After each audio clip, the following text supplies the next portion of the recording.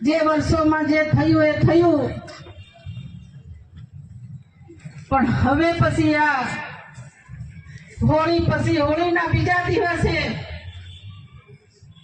કેટલાય ગણગણાટ કરતા હશે કે આપણું ઢળાઈ ગયું દેશ. હોળીને આજે થાય ને ગણપતિ, કેટલા જણાએ નક્કી કર્યું છે? કર્યું કે નહીં કર્યું? મહેરબાની કરીને જૂનું દેશ નક્કી કર્યું એને છોડ દીજો. ખૂબ સરસ, ખૂબ સરસ છે. મહેરબાની કરીને કહું છું, મેં તો મારી 3 દીકરીઓ, આમ તો 2 છે પણ એક ભત્રીજી, 3 કંકુની આપેલી, 3 વહુ કંકુની લાવી. અમે તો બધા પૌરી ગયા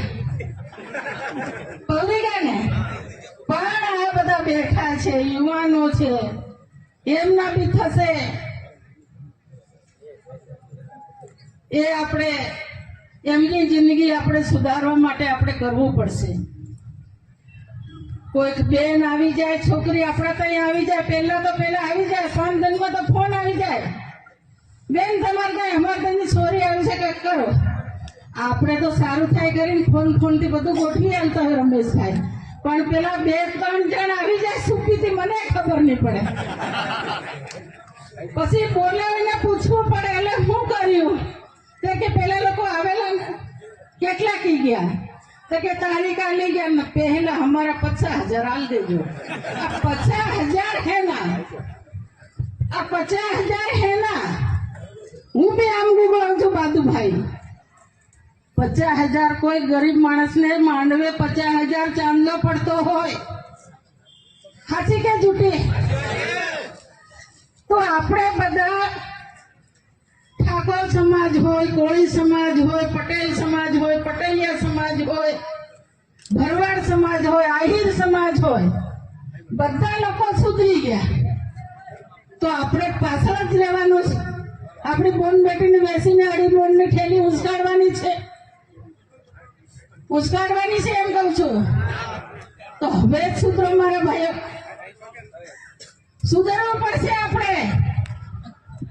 જેમ કમલેશભાઈએ કીધું એમ, હું મેલું 50,000 ધારાસભ્ય તરીકે, પેલો મન ફાળીને 1 લાખ મેલ દે, એવું કદી મત કરજો.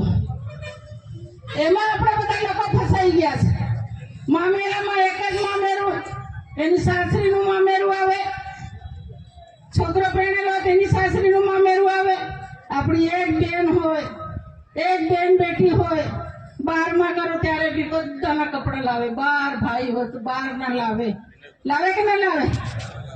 એને કેટલો ખર્ચો પડે? ઘરમાં સારું હોય તો સાસુ સસરા લઈ આપે, ને તો વ્યાજના રૂપિયા કાઢીને 12માં બી કપડું લાવવું પડે છે. એની ઇજ્જત હાસવા માથું ઢાંકવા માટે એ બી લાવે છે. એમાં બી આપણે નાબૂદ કરવું પડશે.